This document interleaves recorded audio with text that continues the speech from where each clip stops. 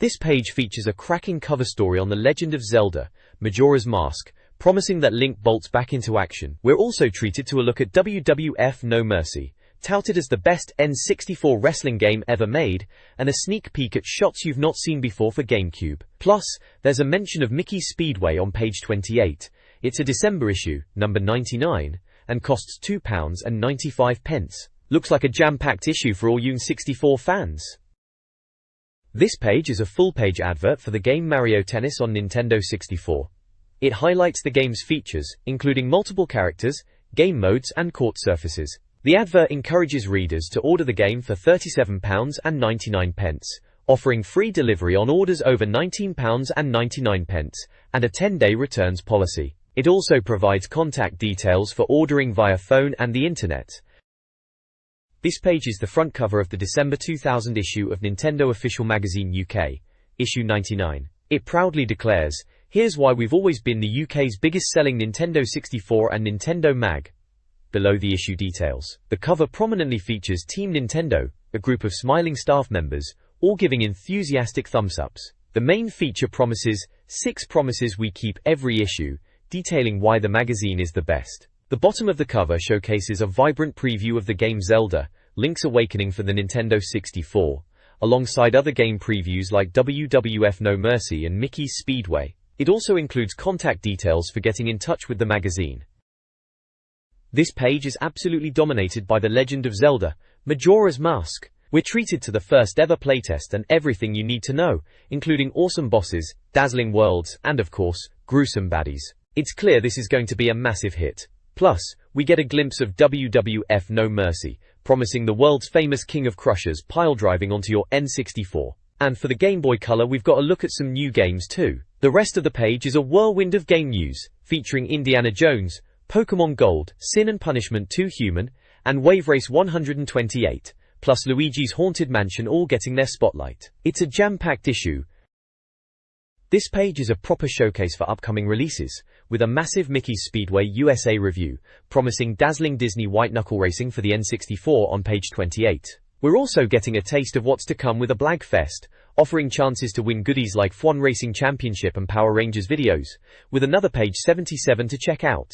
Plus, game guides for Mario Tennis are on page 58, and there's a peek at Turok 3 on page 62, along with official tips and scores for other games, including Batman of the Future on page 24, and San Francisco Rush 2049 on page 26. We even get a look at Donald Duck Quack Attack on page 34, Tom and Jerry Fists of Furry on page 36, and Total Test on page 39, all promising plenty of gaming fun. This page is a real head-turner, with the mighty Legend of Zelda, Majora's Mask taking center stage, rightly earning its awesome award. The magazine confidently declares it a must-play, a game that demands you cancel your social life and shut the curtains. It's described as having stunning visuals, tough puzzles, and a gripping storyline. And that's before we even mention the improved graphics and larger worlds compared to its predecessor. We also get a peek at the N64's Nintendo 64 lineup, featuring the aforementioned Zelda alongside WWF No Mercy, Batman of the Future, San Francisco Rush 2049, Mickey's Speedway, USA, Donald Duck Quack Attack, Tom and Jerry, Fists of Furry, and Quack Attack. The review promises a world of adventure, with Link's new quest taking you from the frozen wastes to the sea, in what sounds like an epic experience. The price is a hefty £49.99, with a release date of the 17th of November. This page features a stunning illustration for the Legend of Zelda, Majora's Mask, with Link front and center, looking as determined as ever. It's a vibrant piece that perfectly captures the game's atmosphere, complete with a glowing fairy and some rather menacing background elements. The bold white text "Ida" is prominent, though its relation to the game isn't immediately clear from this image alone. It's a fantastic visual, hinting at the epic adventure that awaits players.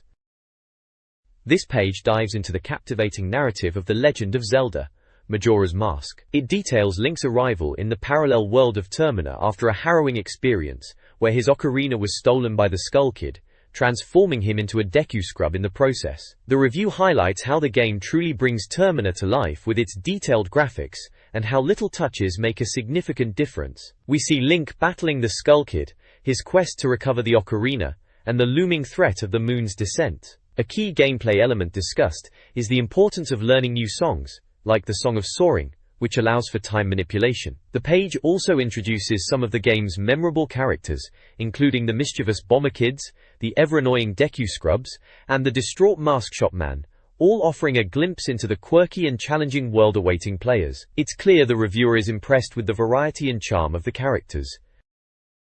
This page is a fantastic deep dive into the masks of The Legend of Zelda, Majora's Mask, showcasing Link's various transformations and their unique abilities. We see Link as the Deku Scrub, allowing him to talk to other Dekus and launch himself through the air. Then there's the Great Fairy Mask, essential for collecting those elusive fairies in dungeons, and the Mask of Explosion, which surprisingly makes Link's head explode and can blast anything within a few yards. The Goron Mask is also featured, giving Link Goron abilities and a powerful punch. The Zora Mask turns Link into Underwater Link, letting him communicate with the Zora people and perform a wicked sword attack. And who could forget the Burrow Mask, a funny old mask that lets Link march and play his flute to collect chicks. The Stone Koro Mask is mentioned, turning Link invisible to Gerudo guards, perfect for sneaky boat rides. Plus, there's the Rabbit Hood, which doubles Link's speed and lets him jump higher. The page also touches on Epona, Link's trusty steed, and hints at the game's stunning graphics. It's a great overview of the sheer variety of masks and how they'll undoubtedly help Link in his quest. This page delves into the nitty-gritty of controlling Link in Majora's Mask, showing you exactly how to master those all-important buttons. We've got the attack buttons, which you can assign all your handy items and weapons to, just like in Ocarina of Time. Then there's the A button, your go-to, for pretty much everything. Attacking, grabbing, lifting, and even diving. The B button is your primary attack button, and holding it down lets you unleash some magic, or you can use it to back out of menus. Don't forget the Z trigger for locking onto enemies, and performing overhead attacks with the A button, and the R button for bringing up your shield, with the 3D stick letting you move it around. The Fold button is a quick way to bring up your map, handy for navigating Termina's rather confusing world. There's also a brief mention of the fairy fun to be had collecting those tricky little blighters, and how the great fairy fountains reward your efforts. This page is all about the bosses and items in The Legend of Zelda, Majora's Mask. It starts by highlighting that Termina is full of tough bosses, even tougher than Ocarina of Time, and introduces Link's new mask abilities. We see screenshots of Link using his Goron and Zora transformations, with the text explaining how these forms offer new attacks and movement options. The Goron Link can spin with spikes, and Zora Link has a boomerang attack. Then, it dives into some of the game's bosses. Odawal, described as the Woodfall dungeon boss armed with a huge sword and minions, and Goato, the Ice Mountain boss who's a mechanical beast. Gryorg, the sea-dwelling nemesis, is also mentioned, requiring Zora Link's boomerang punch.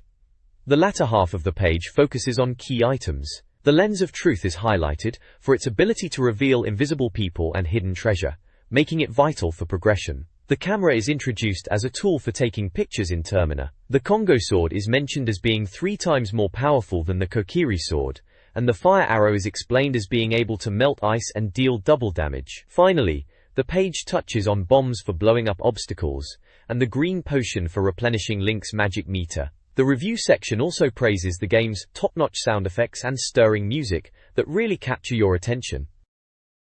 This page is a fantastic guide to some of the key moments in The Legend of Zelda, Majora's Mask. We're treated to a map of Clocktown, showing you how to navigate the exits and hinting at the importance of timing in this rather quirky adventure. There's also a spotlight on the Bomber Kids, the mischievous bunch you'll be playing hide-and-seek with.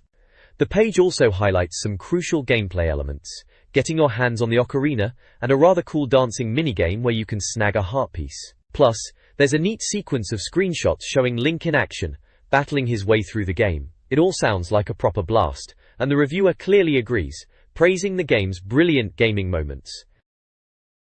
This page is a cracking guide to navigating Majora's Mask, featuring a map of Clocktown with key locations like the East Exit. We see Link stopping a thief to get the Mask of Explosion, and helping Endurers and Kerfei with their marriage vows. There's also a challenge to stop a clock perfectly for a heart piece, all presented with some rather neat screenshots. The page definitely captures the frantic but fun feel of the game, with the reviewer clearly excited about the jaw-dropping Zelda magic.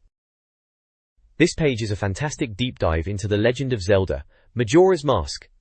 We're told that to truly experience this game you'll need an expansion pack for all that extra detail. The reviewer is clearly impressed, noting how much more detailed the world is with it, and how the jump from 2D to 3D was truly amazing back in 1998. There's also a handy FAQ section, answering burning questions about songs, dungeons, and whether Princess Zelda makes an appearance. She does, but they're not saying where. And get this, if you're in the UK, the gold hologram cart is a collector's dream. The page also highlights the Race for Glory aspect, with Link taking part in various races, including the ever-popular horse race, where winning can bag you the Garrow mask. We even get a glimpse of Link as a Deku Scrub, flying like a helicopter.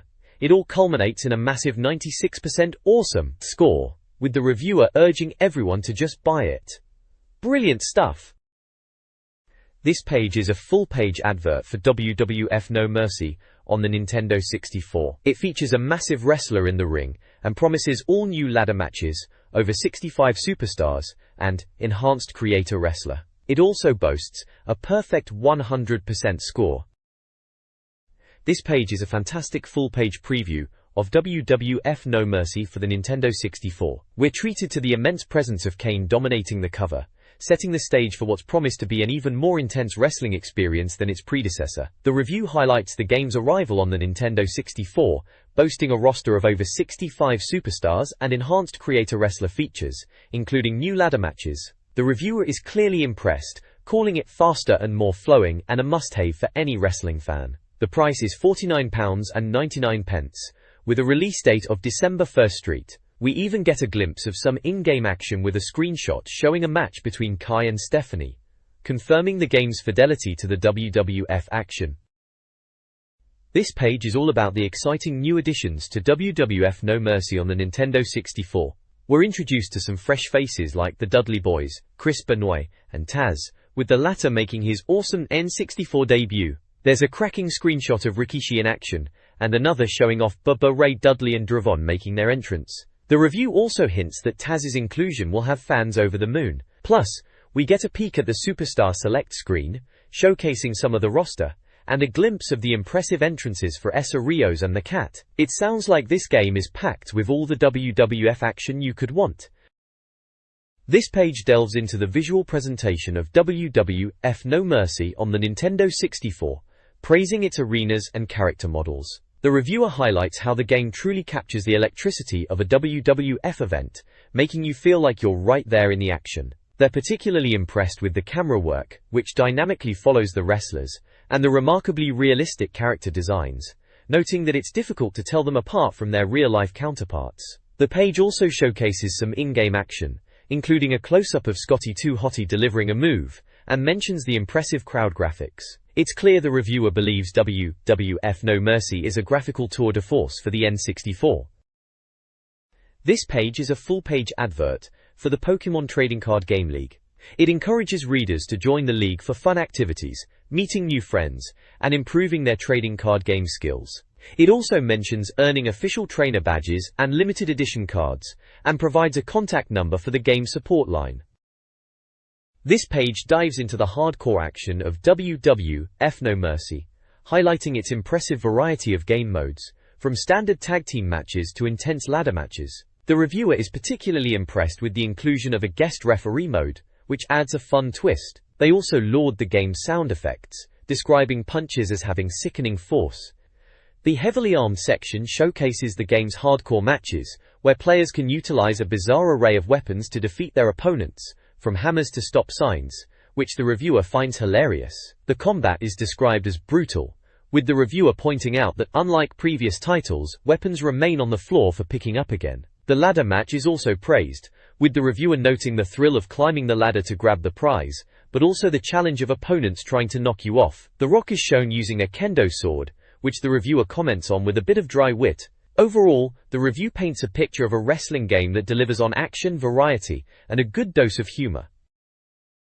This page continues the breakdown of WWF No Mercy, focusing on the customization and multiplayer aspects. We see how players can create their own wrestlers, even dressing them in outlandish outfits like women's clothing, which the reviewer finds hilarious. The Snackdown Mall section showcases the depth of customization available, from hats and accessories to weapons and fighting styles. It's clear that the game offers a huge amount of freedom to express your wrestling alter ego, or to simply create some truly bizarre characters. The sheer breadth of options, including being able to tweak every little detail, really hammers home the create-your-own wrestling legend fantasy.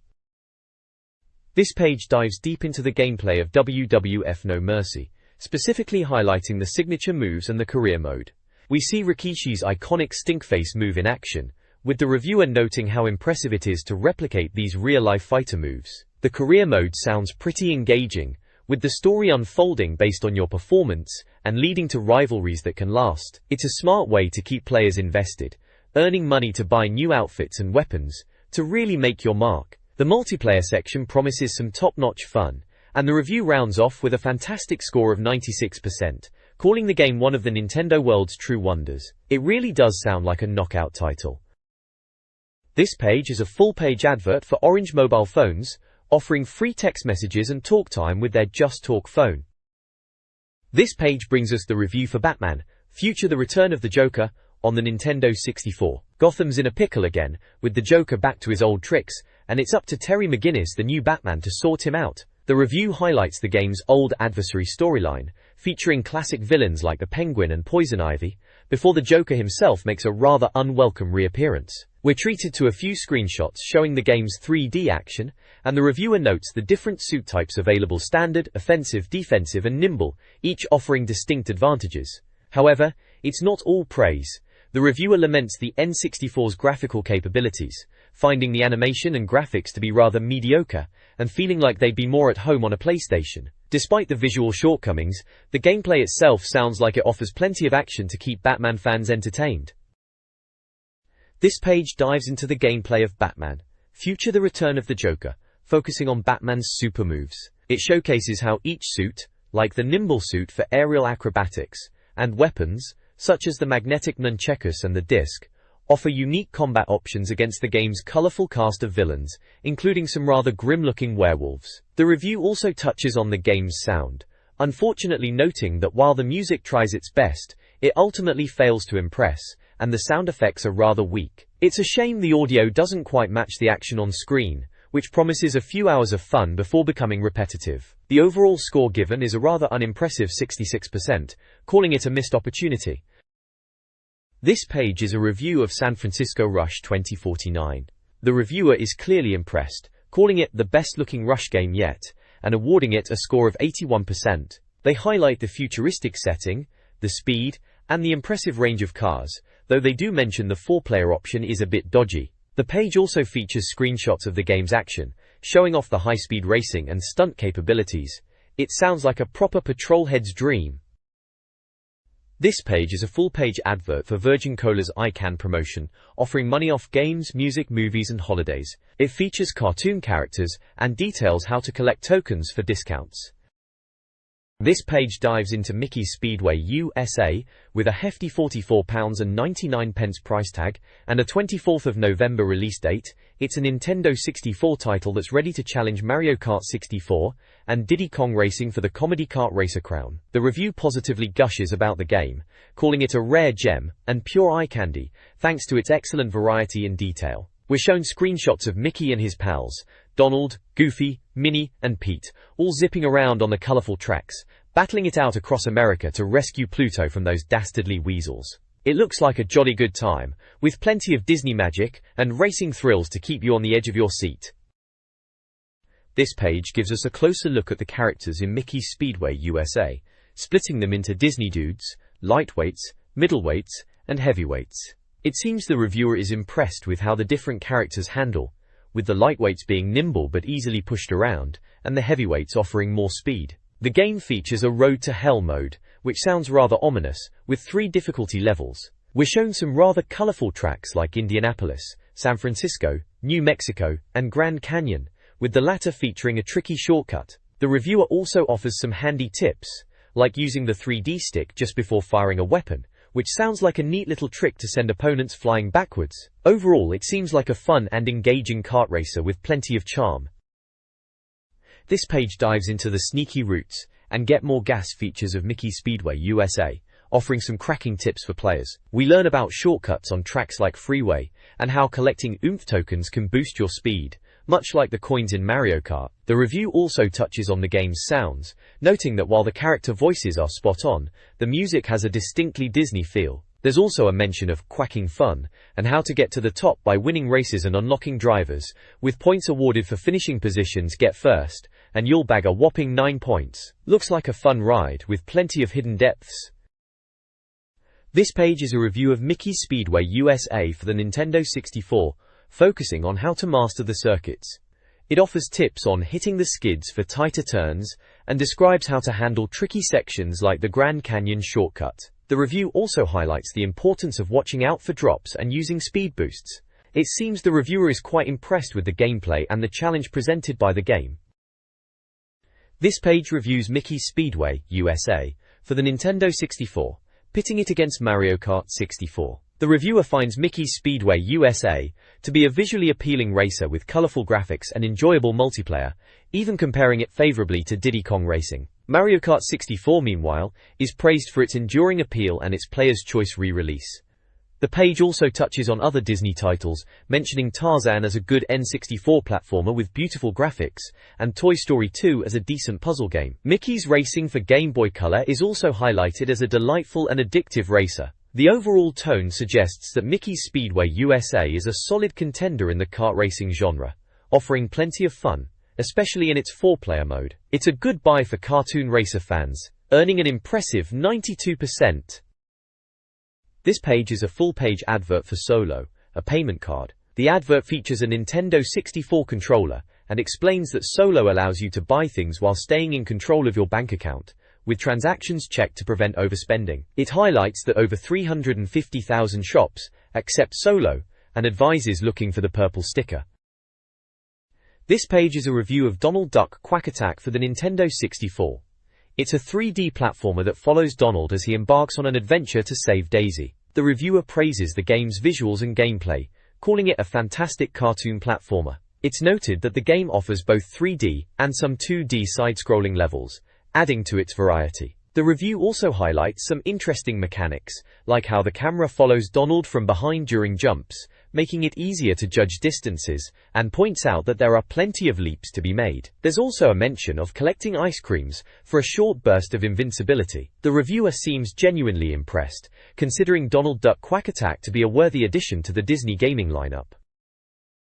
This page is a fantastic review of Donald Duck Quack Attack on the N64, and frankly, it sounds like a proper riot. The reviewer is absolutely gushing about the game's looks, calling the levels gorgeous, and the graphics top-notch. They're particularly taken with the bright, vivid colors and the snappy controls, even going so far as to say it's a dream to play.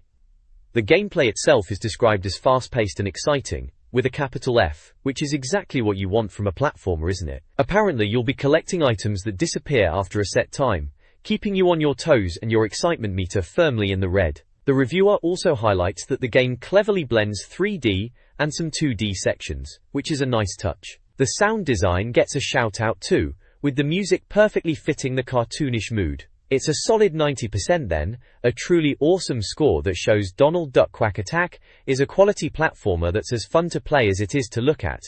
A real winner. This page is a review of Tom and Jerry in Fists of Furry for the N64. The reviewer seems to think it's a bit of a missed opportunity, stating that while it might be good for topping Super Smash Bros., it's a bit of a bare-bones experience for Tom and Jerry fans. They mention that you can smash Tom with various weapons and pick up power-ups like limited invincibility. The graphics are described as cheerful but a bit rough around the edges, and the cartoon music and sound effects are a good fit. Despite the fun cartoon premise, the reviewer feels the button bashing gets tedious, and the lack of challenge leaves you feeling shortchanged, ultimately awarding it a rather disappointing 68%. They suggest getting a video of the cartoon instead, which is a bit harsh, but understandable if the gameplay isn't up to scratch. The game does feature characters like Duckling, Butch, and Spike, and the 2-player mode is highlighted. This page is a rather colorful advert for Game Boy Color titles from Austin Powers and Donkey Kong Country. We've got Austin Powers, oh behave, where you can control his PC and surf the internet for groovy stuff, and Austin Powers, welcome to my underground lair, letting you sneak around Dr. Evil's secret passwords. Then there's Grand Theft Auto 2, promising ruthless gang action, and Donkey Kong Country, a classic ape adventure with new hidden bonuses. It all sounds rather exciting for the Game Boy Color, doesn't it? This page is a fantastic full-page advertisement for Pokémon Snap on the Nintendo 64. It showcases a dynamic display of various Pokémon, including Gyarados, Psyduck, Bulbasaur, Pidgeotto and Pikachu, all captured on film strips. The iconic, "Gotta snap 'em all" tagline is prominently featured, alongside the Nintendo 64 logo. It's a vibrant and exciting preview of the game's photography-based gameplay. This page is a brilliant showcase for Total Test, assuring readers that every Nintendo game is thoroughly tested by experts and on sale now in the UK. It highlights that all the latest N64 releases are covered, including a look at accessories like the Rumble Pack, Memory Pack, steering wheels, and N64 joypads. We also get a glimpse of the Gotta Get 'em section, focusing on the best games coming out, a sales chart, and a look at 5 of the best buys of the season. Plus, there's a score guide to decipher those vital numbers, and a promise of an awesome award for games scoring over 90%. This page is a bumper selection of Nintendo 64 games, with the magazine's Total Test giving its verdict on a host of titles. We've got everything from the frantic fun of Superstar Tennis and Beetle Adventure Racing, to the strategic depths of Command & Conquer, and the arcade thrills of Asteroids Hyper 64. Plus, there's a look ahead to upcoming releases like Pokémon Puzzle League and Excitebike 64, and a peek at Conker's Bad Fur Day and Banjo-Tooie. The reviewers clearly impressed with Diddy Kong Racing and Donkey Kong 64, calling them must-own titles. It's a great roundup that'll have your wallet feeling a bit lighter, but your gaming library much richer. This page is a massive review roundup of Nintendo 64 games, focusing on titles that utilize the Rumble Pack accessory. We see verdicts on Duke Nukem 64, Earthworm Jim 3D, European PGA Tour, ECW Hardcore Revolution Excitebike 64, F1 Grand Prix 2, Flying Dragon, Gauntlet Legends, Holy Magic Century Hot Wheels Extreme G, Fighters Destiny, F1 Racing Championship for 0x FIFA 99, Forsaken GoldenEye 007, Gex 3 Deep Cover Gecko, Gex 64, GT 64 Championship, Hybrid Heaven, Hydro Thunder, and ISS 64. The reviews are a mixed bag, with some games like Excitebike 64 and F1 Racing Championship getting a massive 93% and 90% respectively, and others like Forsaken and Gex 3 Deep Cover Gecko only managing a measly 70% and 78% respectively. It's a real showcase of the N64's diverse library, and the reviewers clearly have strong opinions on them all. This page is a fantastic roundup of N64 games, showcasing some of the best the console had to offer. We've got ISS 64, Jet Force Gemini, Killer Instinct Gold, Kirby 64, the Crystal Shards, Knockout Kings, Lilac Wars, and Madden NFL 64 all getting the thumbs up with high scores. Mario Kart 64, Mario Tennis, and Mario Golf also received glowing reviews. Even the Rumble Pack gets a workout with some of these titles. Plus, there's a neat section on memory packs and controller packs, and some shooting action with GoldenEye 007 and Turok 2. A real blast from the past. This page is a massive prize giveaway, offering readers the chance to win all sorts of goodies like trading cards, Pokémon Yellow game, Digimon items, wrestling tickets, a pocket TV, and even a brand new PS1 and Sega Dreamcast. It's a real blast from the past, with all these retro consoles and games. This page is all about racing wheels for your Nintendo 64. It kicks off with a look at the wicked wheels, and how they'll make your games feel more real, though they'll cost you a fair bit of cash. We've got reviews for the Vortex wheel, Formula Race Pro, Top Drive Plus, Jordan Grand Prix 2, and the Race 64 Compact. There's also a rundown of some top N64 games, including Perfect Dark, Pilot Wings 64, Mortal Kombat 4, NBA Live 99, NFL Quarterback Club 98, Pokémon Snap, Pokémon Stadium, Mystical Ninja 2, NBA Courtside, NHL Pro 99, NBA in the Zone 2000, Nuclear Strike, NBA Jam 99, NBA Jam 2000, Operation Winback, Premier Manager 64, NHL Breakaway 98, Paperboy and Rayman 2. It's a solid feature for any N64 owner looking to enhance their gaming experience. This page is the Nintendo 64 sales chart, featuring a massive £5 off voucher for any chart-listed N64 game. It also includes brief reviews for Rainbow Six, Rakuga Kids, Rat Attack, Ready to Rumble, Resident Evil 2, and Rocket Robot on Wheels, with some great screenshots and descriptions of what makes them tick. Plus, there's a look at F1 Racing, Track and Field, Mario Party 2, and Ridge Racer 64 to keep you up to speed on the hottest titles, and a rental chart to help you save some cash. Absolutely brilliant. The Nintendo 64 boasted a variety of controllers, including first-party options and third-party alternatives, like the Logic 364 and Guillemot Trilogy 64. Several standout games defined the console's library. Super Mario 64 remains a landmark platformer, and Super Smash Bros. Is considered the best fighter on the system. Rogue Squadron delivers a compelling Star Wars experience, while Shadow Man cultivated a dedicated cult following. Other notable titles include South Park, Chef's Love Shack, Tarzan, and 1080 Snowboarding, all receiving positive attention. Star Wars Episode 1, Racer and Tony Hawk Skateboarding also offered enjoyable gameplay. However, some games fell short, such as Rush 2, Sarge's Heroes, and Rugrats Treasure Hunt, criticized for control issues, camera problems, or overall poor quality. The new Tetris also disappointed, failing to capture the magic of the original. This page is a full-page advert for The Legend of Zelda, Majora's Mask on the Nintendo 64. It prominently features the game's iconic mask and the tagline, 72 hours to save the world. This page is a fantastic roundup of Nintendo 64 games, giving us the lowdown on what's hot and what's not. We've got everything from racing titles like International Track and Field and Chi Rally 2, to wrestling extravaganzas like WWF Attitude and WWF Warzone. It even dips into the bizarre with WCW/NWO Revenge and the pure fun of Toy Story 2. The reviewer clearly has a soft spot for the Turok series, particularly Turok Rage Wars, calling it one of the best Turok games out there. And who could forget the timeless appeal of Zelda, which the magazine hails as the biggest game on Planet Nintendo. And they're not wrong. There's also a nod to Yoshi's Story, which sounds like a charming little adventure.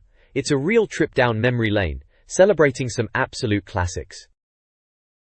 This page is a cracking full-page advertisement for Timesplitters on PlayStation, declaring it even more explosive than GoldenEye and the best multiplayer game on any console. It urges readers to find out what all the fuss is about, with vibrant screenshots showcasing the game's frenetic action.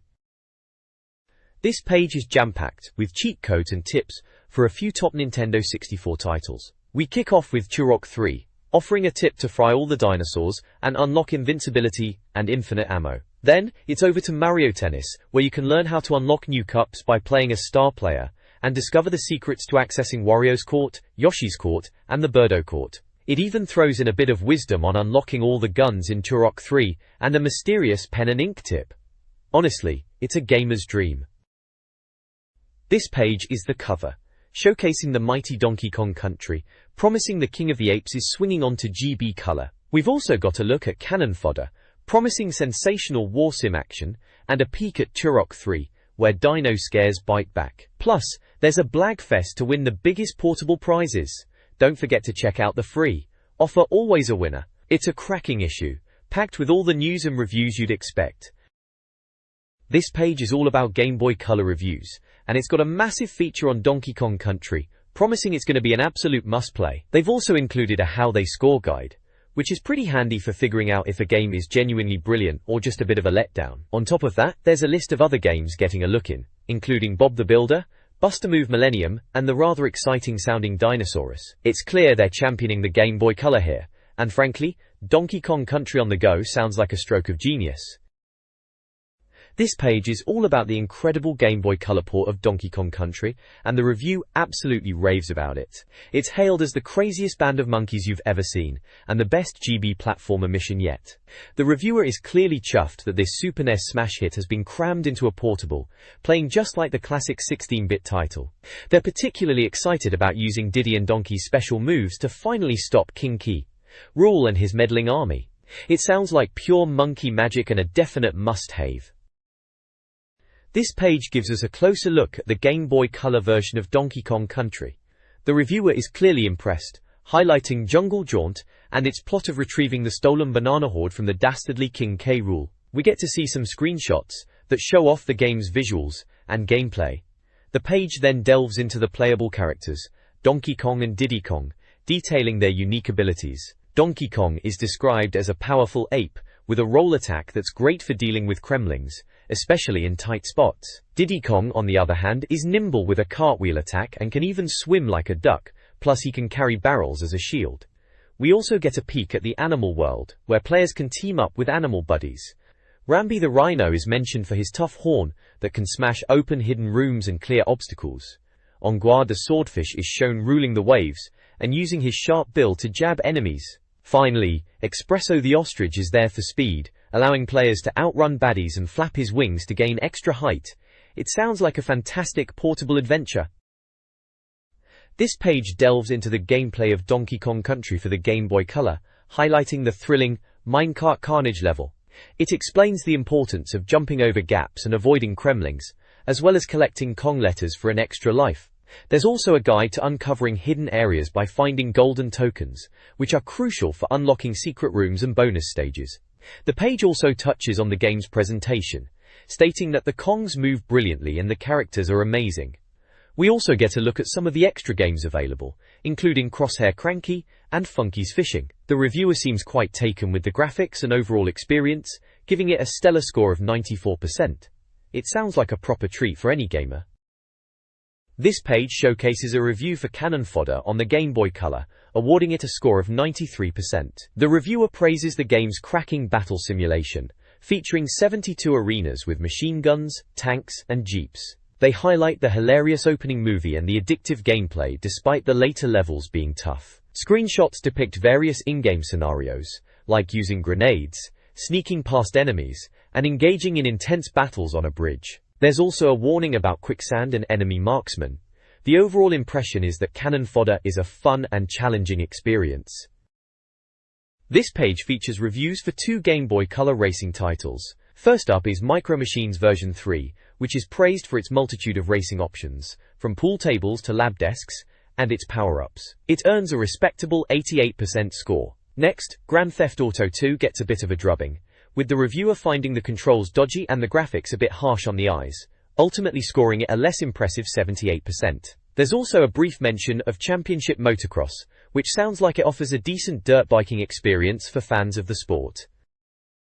This page showcases reviews for three Game Boy Color titles. Project S11 is a top-secret mission game where you're tasked with stopping an alien race using various weapons, and it scores an impressive 89%. Bust a Move Millennium is a colorful puzzler, with plenty of replayability, especially with its link-up mode, earning a solid 88%. Finally, Turok 3 Shadow of Oblivion, a dinosaur hunting adventure, is lauded for its tight controls and varied weapons, achieving an 86% score. This page features reviews for a quartet of Game Boy Color titles.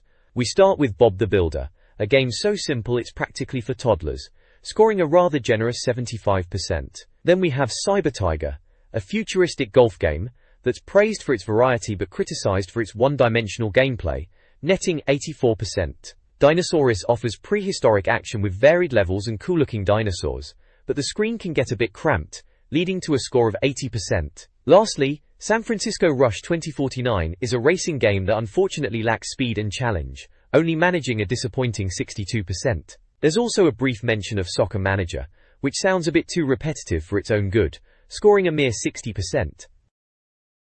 This page is packed with essential tips for Game Boy Color gamers. It kicks off with a deep dive into Perfect Dark, offering strategies for those all-important gun-toting goodies, and revealing how to unlock a bonus multiplayer character. Then, we shift gears to Pokemon Pinball with some nifty tricks to rack up those high scores and get those elusive bonus balls. We also get a first look at X-Men, Mutant Academy, with a handy cheat to unlock new characters. It's a goldmine of information for any serious Game Boy Color enthusiast. This page is a fantastic collection of Game Boy Color cheats and tips for some classic titles. We've got Driver with some sneaky passwords to skip ahead to trickier levels, and Metal Gear Solid is also covered, with a neat trick to defeat that pesky tank boss by using a chaff grenade. But the real star here is Looney Tunes Martian Alert, with some brilliant advice on how to get infinite dynamite and keep your stash of items overflowing. Plus, there are speedy tips for Super Mario Bros., Pokemon, Tomb Raider, and Quest for Camelot to help you get the most out of these beloved games. It's a real treasure trove for any Game Boy Color fan looking to get an edge. This page is a Game Boy test, showcasing essential add-ons for your handheld. We've got the Essentials Pack for £14.99 and a Gamester to boot. The page highlights the quality games you've won awards for, including Carl Lewis Athletics 2000 and Link's Awakening DX, both priced at £24.99. You can also pick up Pokemon Pinball and Buster Move 4 for £24.99, and Top Gear Rally for £29.99. Plus keep your games protected with colourful cases for just £2.99. It looks like a cracking good time for any Game Boy enthusiast. This page is a Game Boy special, bringing you the best games to brighten up those cold winter nights. We've got Donkey Kong Country, F1 Racing Championship, Ronaldo v Football, and Spider-Man, all promising top-tier gameplay. Plus, keep your Game Boy protected and lit with useful accessories like a link cable and an AC adapter. It's all about keeping your gaming experience running smoothly and looking good. This page is a fantastic look at Thunderbirds for the Game Boy. It promises an exciting shoot-'em-up experience, putting you in the shoes of the international rescue crew. You'll be blasting off from Tracy Island in your favorite Thunderbird vehicles to stop the hood. The game boasts 24 action-packed levels with plenty of bonus stages and hidden areas, so it sounds like it'll keep you busy. It's clearly a title that will delight fans of the classic puppet show. This page dives headfirst into the wacky world of Looney Tunes Collector, Martian Revenge, for Game Boy Color. It's a game that promises to be as bonkers as its title suggests, with Marvin the Martian up to his old tricks, trying to take over Earth. You'll be collecting and trading Looney Tunes characters, much like in Pokemon or Dragon Warrior monsters, and it sounds like there are plenty of familiar faces to discover. Even Lola Bunny makes an appearance. The game is developed by Infogrames and is an RPG adventure, set to release in December. The review highlights the ability to swap and trade characters with friends, which is a neat feature, and mentions you'll be dodging earthquakes and using your trusty ray gun to blast aliens. Plus, there's a little tidbit about controlling Roadrunner in the desert. It's got our nostalgic gamer senses tingling with anticipation. This page is all about the Blagfest, a celebration of the hottest Game Boy Color titles, offering a chance to win some fantastic goodies. We're treated to a showcase of 4 excellent games. First up is Cannon Fodder 1, a war sim that's never been so much fun, where you'll be dodging bullets as a master tactician. Then there's the Pokemon Super Fun Kit 2, packed with over 350 activities, posters, tattoos and stickers. Gotta catch 'em all indeed. Next we have Rugrats, Totally Angelica 4, where you join Angelica on her fashion show mission. Finally, Croc 3 is also featured, promising a great adventure. The page also provides clear instructions on how to win these awesome prizes, involving postcards and a bit of brainpower to answer the questions. It's a fantastic roundup of Game Boy Color must-haves. The next page dives into some essential cheats for Nintendo 64 titles, focusing on Perfect Dark and StarCraft 64. For Perfect Dark, we're shown how to unlock the Shield and Super Dragon weapons, as well as the Pugilist and hit-and-run cheats. On the StarCraft 64 front, there are tips for gaining invincible units, upgrade, extra gas, and shield for your forces. The page also features a helpful guide to the N64 controller buttons with clear icons, perfect for those who need a refresher. It concludes with a look at track and field, and how to master the controls for those nail-biting races. This page is a treasure trove of tips for some of the N64's hottest titles. We've got the official top 5 tips for games like Perfect Dark, giving you the lowdown on how to get ahead. Then there's a fantastic look at Road Rash, with cheats to unlock all the bikes, tracks, and weapons you could ever want. Plus, there are some cracking hints for Ridge Racer 64 and Galaga 88, and even a little something for Pokemon Stadium to grab extra coins. It's a must-read for any serious N64 gamer. This page is a fantastic look at Pokemon Stadium, promising fabulous 3D fighting extras and detailing how to unlock new modes. You can speed up your Game Boy adventure in GB Tower, completing Round 1 for double speed and Round 2 for triple speed, which is apparently very fast. There's also a tip about using a hand-reared Pikachu from your yellow Game Boy cartridge to make it talk instead of just sitting around. The other side of the page is a massive advert for cheats, tips, and walkthroughs for over 3,000 games, with a helpline number clearly displayed for those who need it. This page is all about reader contributions, with the headline, Your Tips. It features contributions for Perfect Dark, Turok 3, and Rugrats Treasure Hunt. For Perfect Dark, there's a stealthy reward tip from Thomas Brown in Coventry to get the D357 Magnum. Turok 3 offers codes for Big Heads and Big Hands and Feet, submitted by Alan Pierce from Birmingham, with the Big Head cheat being particularly amusing. Rugrats Treasure Hunt provides a secret level tip from Jamal Hampton in London for a hidden level in Angelica's temple. The page also includes a general call to readers to send in their tips, with the chance to win prizes and have their names in print, all topped off with a picture of Wario, naturally. The next page is a cracking good read for any Nintendo 64 owner, packed with tips and tricks for some of the era's biggest games. We've got advice for Pokémon, WWF WrestleMania 2000, Zelda, and Perfect Dark.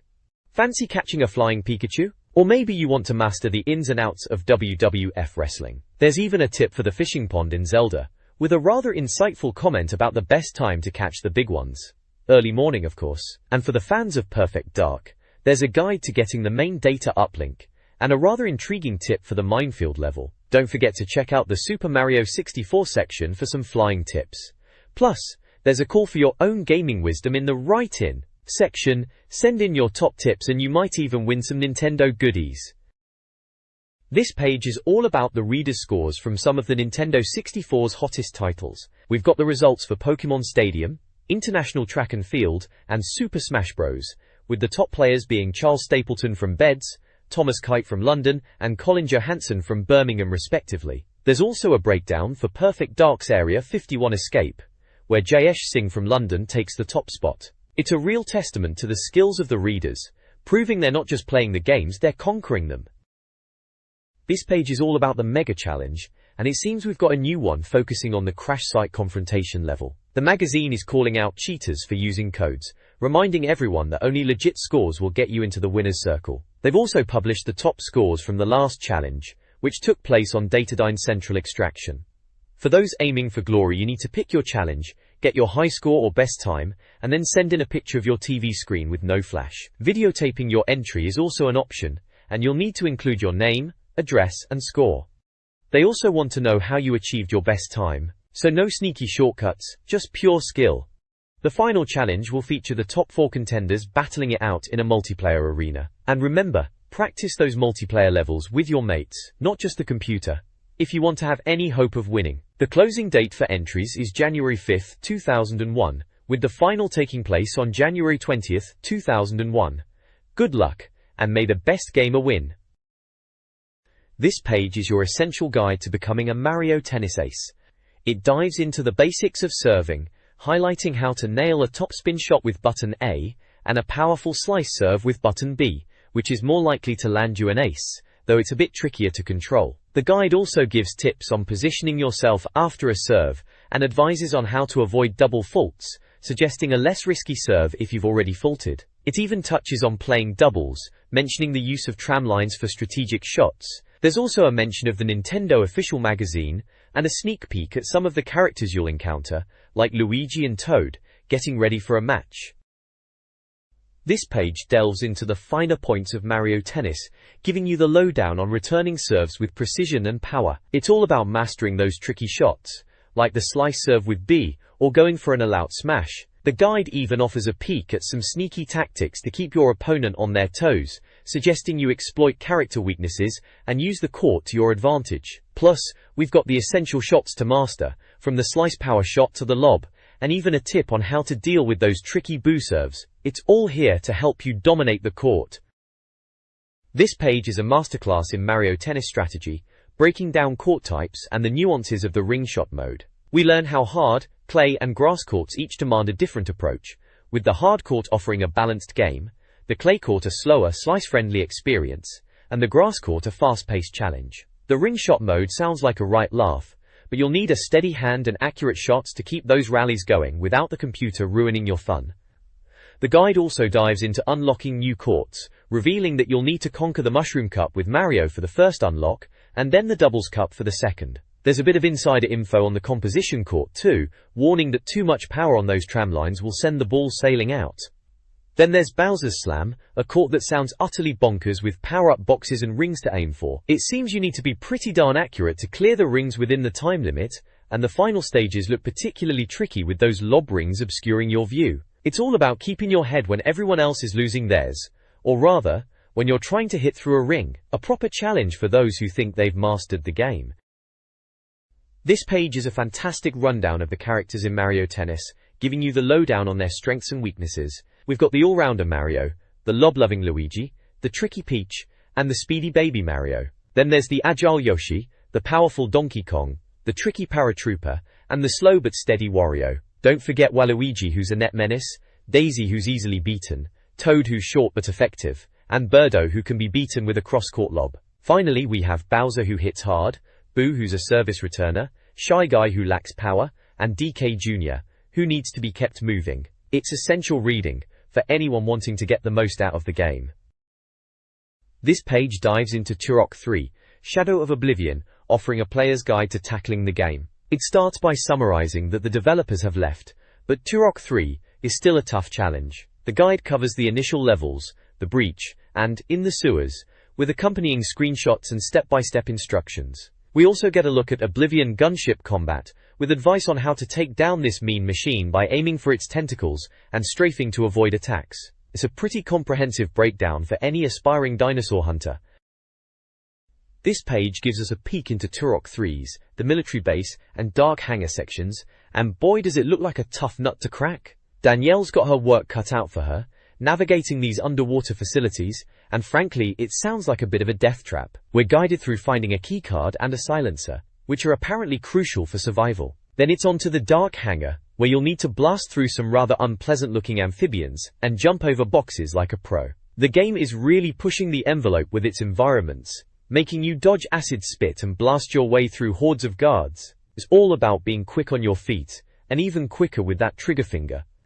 We also get a look at how to defeat the formidable Zyphers, a boss that sounds like it requires a bit of strategy. It seems you'll need to use high ledges for cover, and aim for the eyes. Classic boss fighting tactics really. They suggest a good amount of ammo and health are a must, so don't be a hero and rush in unprepared. It's a challenging section, but with the right approach, even this beast can be taken down. This is shaping up to be a proper test of skill and reflexes. This page dives into Turok 3, guiding us through the junkyard and the foyer levels. In the junkyard, we're told to grab shotgun ammo from rats and use a grapple to navigate. Over in the foyer, it's all about collecting goodies and descending a spiral staircase to face the Opista boss. The guide suggests a strategic approach to this boss, emphasizing dodging its attacks and blasting away until it's defeated. It's a solid walkthrough for these areas, with some useful tips to keep Danielle alive and kicking. This page guides you through the Lost Land and Oblivion's first guardhouse in Turok 3. For the Lost Land, it emphasizes exploring well and being ready for anything, while Oblivion's first guardhouse details a 7-step process to get through the level, involving combat with guards, navigating water passages, and using specific items like the tech bow and grappling hook. The Fiery Encounter section details navigating fiery caves and encountering the Alpha Fireborn. It advises players to utilize wind vents, drop-down platforms, and shoot lava balls to progress and defeat the boss. Finally, the final gate walkthrough covers getting through the last stretch before Oblivion. It involves battling skeletal guards, a warlord, and using items like the scepter and lava globe to open gates and collect crucial items like the cerebral boar. It's a pretty straightforward guide for those wanting to conquer the final challenges. This page plunges us into the latter stages of Turok 3, focusing on the daunting Oblivion levels. We start with Outskirts, a section detailing how to navigate Oblivion's lair, emphasizing the use of the cerebral burst and boar for the tougher enemies. It then guides you through specific combat scenarios, including taking on swordsmen and using the Razorwind. Next up is the Gauntlet, which appears to be a puzzle-heavy section requiring players to bypass security doors and interact with the environment, including a monorail and lifts. We're advised to grab ammo and progress through a series of rooms with circular entrances. Finally, we get to Chaos Entrance, describing a lava-filled area leading to Oblivion's inner sanctum. The walkthrough suggests using environmental elements like towers and switches to progress, and mentions collecting the final PSG part. The reviewer clearly feels that Oblivion is close at hand, and the final push is about to begin.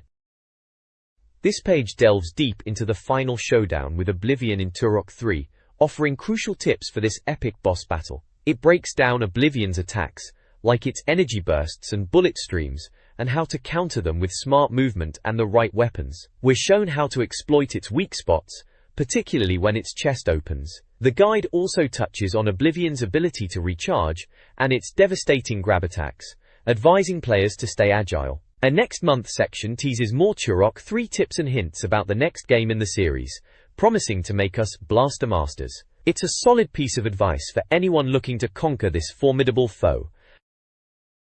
This page is a fantastic guide to the final part of the Perfect Dark Time cheats, aiming to help you become a true speed demon. We're treated to a visual walkthrough with numbered screenshots, guiding you through various stages of the game to achieve those lightning-fast times. It covers everything from using the infinite ammo and farsight, to navigating tricky environments, and taking down guards efficiently. The We Said box also gives a glowing review, calling the game stunning to look at and even better to play. Beyond your wildest dreams. It's a must-read for any Perfect Dark fan looking to master the game's time trials.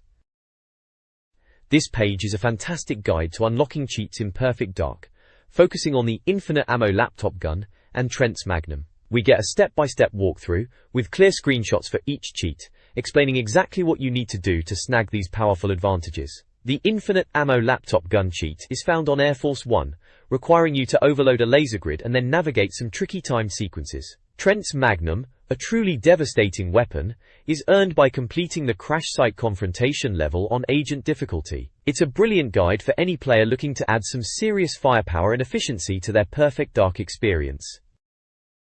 This page dives deep into two awesome cheats for Perfect Dark, Infinite Ammo and Farsight. For Infinite Ammo, you'll be tackling the Pelagic 2 level on Special Agent difficulty, and it's apparently a doddle. Then, we move on to the Farsight, a real game changer found in the Deep Sea level, and it's a bit of a tougher challenge on Perfect Agent difficulty. The page lays out a cracking step-by-step guide with screenshots for each, showing you exactly how to get your hands on these game-breaking abilities. It's brilliant for those of us who like to blast through levels with a bit more, shall we say, enthusiasm. This page reveals the secrets to mastering the Super Shield cheat in Perfect Dark, specifically within the Carrington Institute level. It's a bit of a tricky one, requiring precise timing during the opening cutscene and then a dash through a seemingly endless corridor. You'll need to be quick, especially when it comes to dealing with the Skida and a few rather unhelpful security guards. The guide walks you through activating elevators, disarming threats, and even suggests sacrificing a few hostages. Because who has time for everyone when you're a super soldier, right? It all culminates in a dash for a helipad, a quick data uplink, and mission accomplished. It's a fantastic breakdown for anyone looking to add a bit of invincibility to their Perfect Dark experience, though it sounds like it'll still test your reflexes. This page is all about unlocking and mastering the alien cheat in Perfect Dark, which essentially turns your alien pal into a superpowered companion. We're talking about the attack ship covert assault setting, and the guide walks you through each step with handy numbered screenshots. It starts with getting your alien buddy up and running, then proceeds to navigating treacherous areas, taking down the Skidar, and even tells you to collect ammo and use your mauler effectively. There's also a bit about sacrificing the aliens for your own benefit, which is a classic, Perfect Dark move. The guide even suggests you might have over a minute to spare, so you can relax a little and use your secondary weapon functions. It's a comprehensive walkthrough that makes sure you and your extraterrestrial ally come out on top. This page offers a fantastic guide to getting all the weapons in Perfect Dark, specifically for the Skida Ruins Battle Shrine, setting with a time of 5:31. It's all about those sneaky tactics to make your playthrough a breeze. We're treated to a series of numbered screenshots that expertly guide you through each step. From using the environment to your advantage, like ducking behind cover and using specific pillars, to strategically taking down enemies, this guide covers it all. It even hints at some rather clever ways to shave seconds off your time, like using that rock switch to activate the bridge, a true time saver. The advice on dealing with the Skidar, including using the Callisto to pick off followers, is spot on. And who could forget the brilliant tip about giving the Falcon 2 to the God of War to open locked doors? It's all about making the most of your arsenal, and outsmarting the enemy. The "You Did It" section is a nice touch, celebrating your mastery, and encouraging you to enjoy the game with all your newfound skills. It's a classic Perfect Dark challenge, and this guide makes it achievable.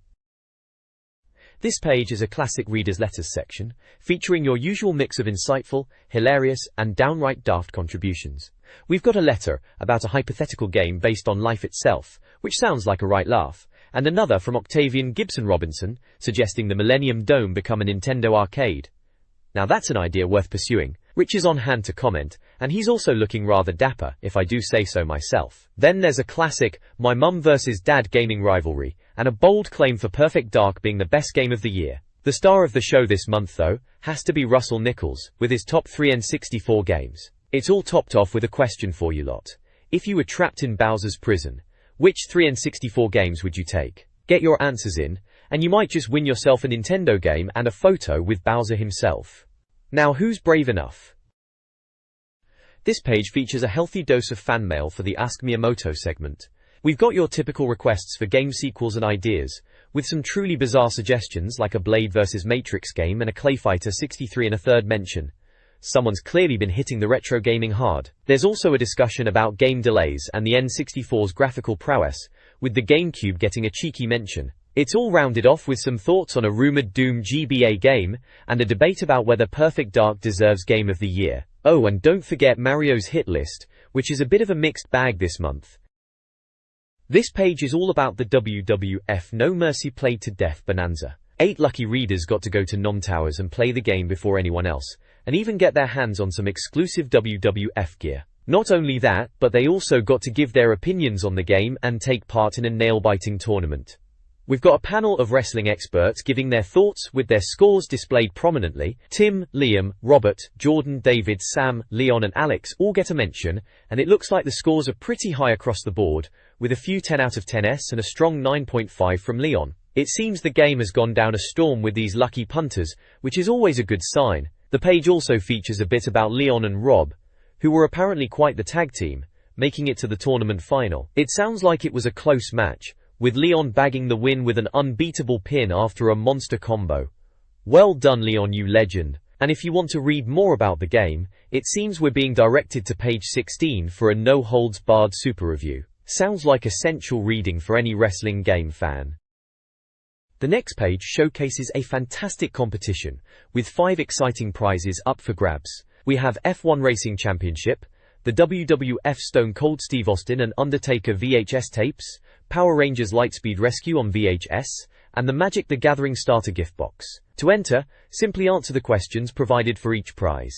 For F1 Racing, can you name the winner of this sensational racer? For the WWF tapes, whose finishing move is called Stinkface? For Power Rangers, which one isn't an original Mighty Morphing Power Ranger? And in the Disney Delight section, who is Donald Duck's arch-rival in Quack Attack? Finally, for Magic the Gathering, who are the 2 fairies in Majora's Mask? The page also helpfully explains how to enter by postcard, including the full address for Nintendo official magazine. This page is an absolute must-read for any Pokemon fan. We've got your vital Poke info covered in the Poke Center, along with details on the upcoming Pokemon film Pokemon the Movie 2000. Get ready for a Poke Art competition to celebrate our 100th issue, with prizes for the best drawings in 3 age categories. Plus, catch up on the action with a report from the World Championship in Sydney and a look at the legendary birds and Team Rocket from the new movie. It's all here to keep your Pokemon obsession in full swing. This page is all about the Pokemon Tour 2001. Nintendo is hitting the road, bringing the Pokemon experience to fans across the country. You can expect to test your skills against the best, enter competitions, and trade cards. The article highlights the tour dates and venues, so you know exactly where to go to get your Pokemon fix. It also features some photos from previous events, showing excited fans eager to get involved. It seems like it's going to be an epic tour for all you Pokemaniacs out there. This page dives into the Pokemon World Championships, where the first ever Pokemon Master was crowned. It covers the opening ceremony in Sydney, complete with a spectacular arrival via a tall ship, greeted by crowds and a 21-gun salute. Talk about making an entrance. We also get a glimpse of the competition itself, with a focus on a trainer named Darren Van Vuren from the UK, described as a Pokemon powerhouse. The page highlights the global nature of the event, with champions from various countries battling it out. It's a celebration of Pokemon's massive popularity and the dedication of its fans. This page features the triumphant Darren Van Vuren, the first ever Pokemon World Champion. We get a look at his winning Pokemon, including the surprisingly effective Chansey and Raiden, and hear his thoughts on the competition. Darren's journey was clearly a tough one, with him playing for 25 days straight for the finals. He also reveals his Pokemon addiction started after watching the TV show and playing the game. It's a great insight into the early days of competitive Pokemon. This page showcases some fantastic Pokemon goodies from Tiger Electronics. We've got the adorable Pikachu radio-controlled car, perfect for recreating those speedy chases. Then there are the Pokemon finger puppets, complete with voices and sound effects, ready to act out your favorite scenes. And let's not forget the Pokemon walkie-talkies, featuring Squirtle and Charmander, perfect for covert missions. Plus, there are some cute talking plushies of Psyduck, Pikachu, Togepi and Marill. It's a real trip down memory lane for any Pokemon fan. This page features a fantastic lineup of Pokemon merchandise from Tiger Electronics. We've got the Pokemon Animated Bank, where Pikachu and Meowth battle it out for your coins, and it can even act as an intruder alarm. Very handy. Then there's the Pokemon Pokédex, an electronic encyclopedia packed with info on all 150 Pokemon, complete with battle animations. For budding photographers, the Pokemon camera lets you capture memories with a built-in flash and a Pikachu-themed design.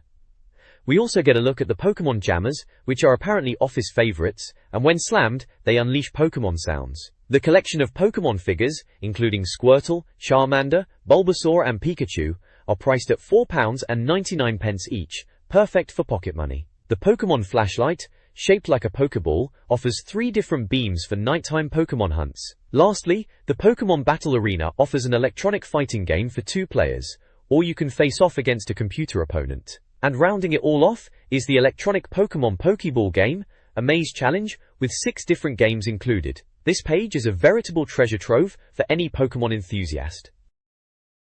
This page is a celebration of all things Pokemon, with a look at some cool toys from Tiger. We've got the Pokemon Turbo Top launchers, where you can battle spinning tops featuring Pokemon like Gengar, Geodude, Pikachu and Squirtle. Then there are the adorable Pokemon lighted keychains, which light up when you wiggle them, with Pikachu and Mewtwo amongst the cute offerings. For those who like their Pokemon a bit bigger and squishier, the Pokemon plush keychains are here, with Pikachu and Togepi ready to squeal their signature phrases. Finally, we see the Pokemon Radio Pals, which are essentially radios disguised as Pokemon characters like Pikachu, Squirtle and Charmander, perfect for listening to tunes on the go. The page also features the Pokemon Thundershock Challenge, a pinball game for the Game Boy, promising fast-paced fun with Ketchum and Pikachu.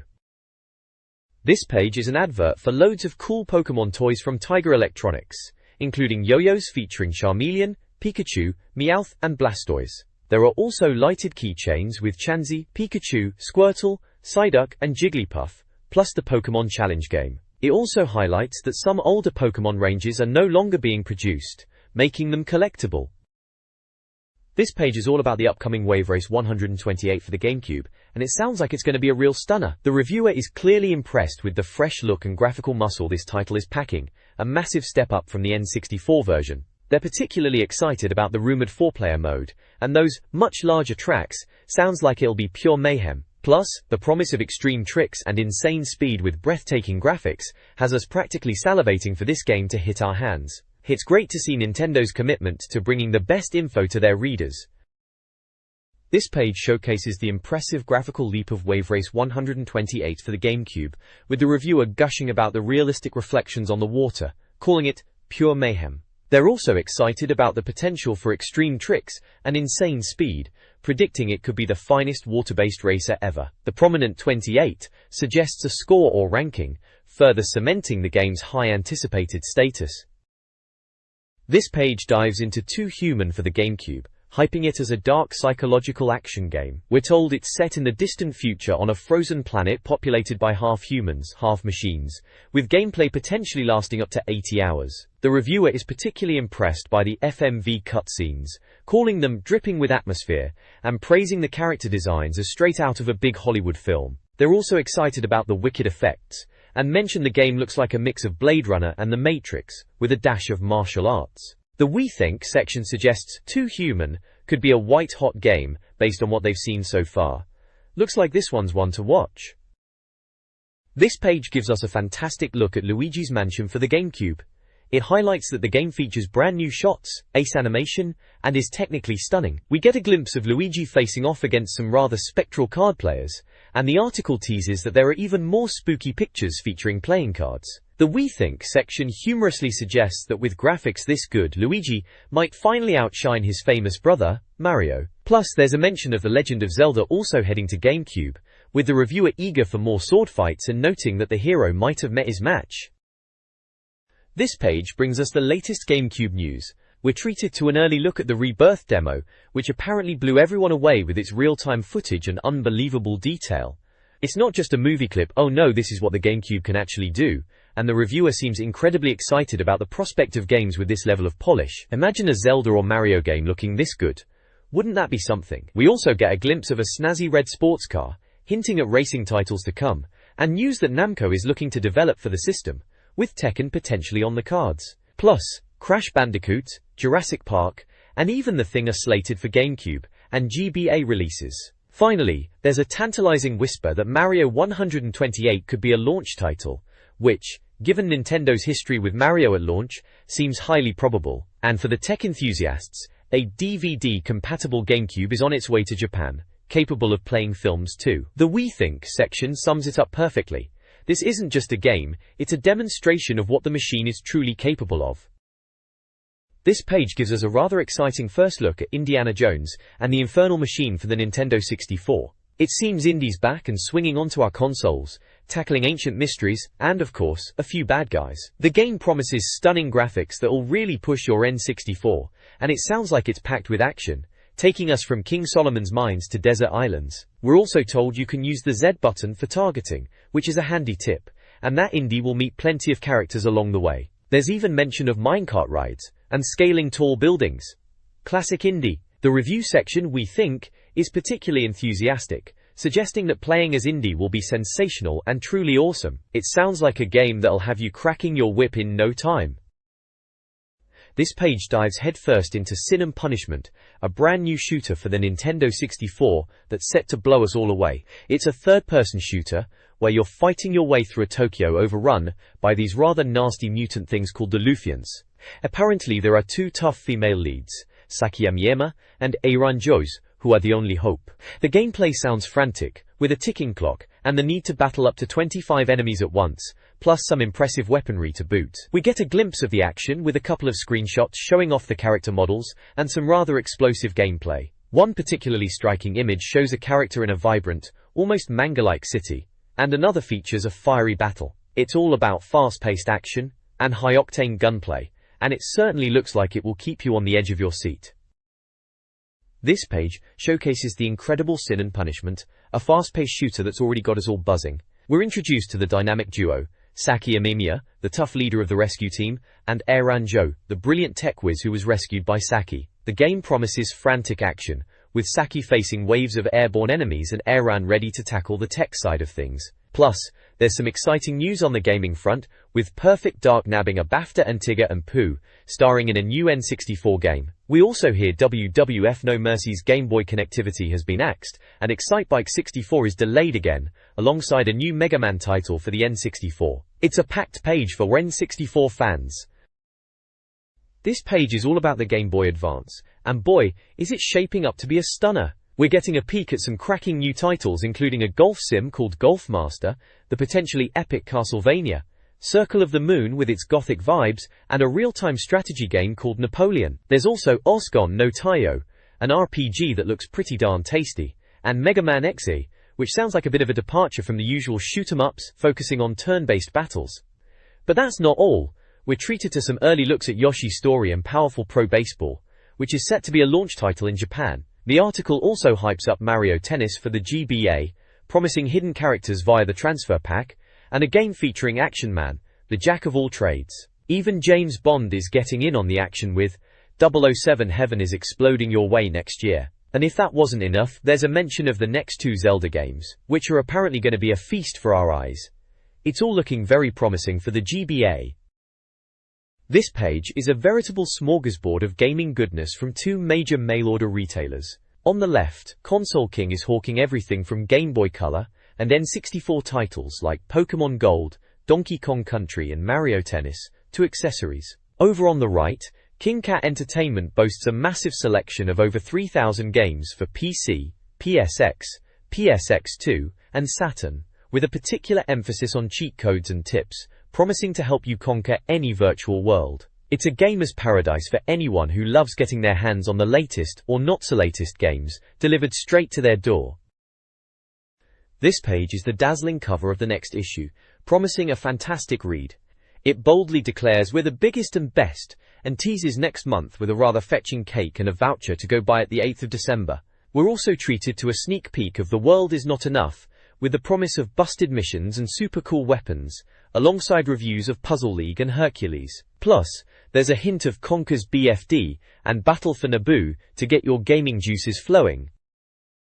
The next page is the glorious cover of the Pokemon Gold and Silver edition. We've got Pikachu front and center, naturally, alongside a rather spiky-looking Ice-type Pokemon. I believe that's an Abomas now, though it looks a bit different here. The headlines scream, best-selling N64 magazine, and proudly proclaim Pokemon Gold and Silver. It promises we're gonna see awesome new Pokemon, cool characters and amazing lands, along with neat items. There's also a peek at the Game Boy Color, hyping it as the coolest Game Boy mag, packed with reviews, tips, and cheats. Below that, we get a glimpse of Majora's Mask and Turok 3, with promises of busted RPG classics and obliterated secrets. It's GameCube News Club Mario, shouts the bottom text, which is frankly a bit confusing given the Pokemon focus, but hey, it's a magazine, they like to throw everything at you.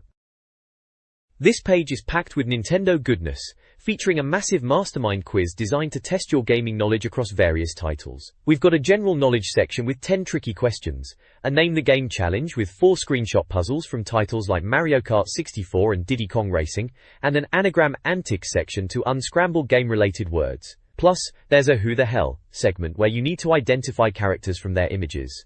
It's all about pushing your brain power and proving you're a true Nintendo aficionado. This page is a full-blown advert for Special Reserve and UKGames.com, promising a plethora of free gifts with membership. We're talking free games like Turok, Carmageddon, and even Pokemon trading cards, alongside accessories like Rumble Packs and memory cards.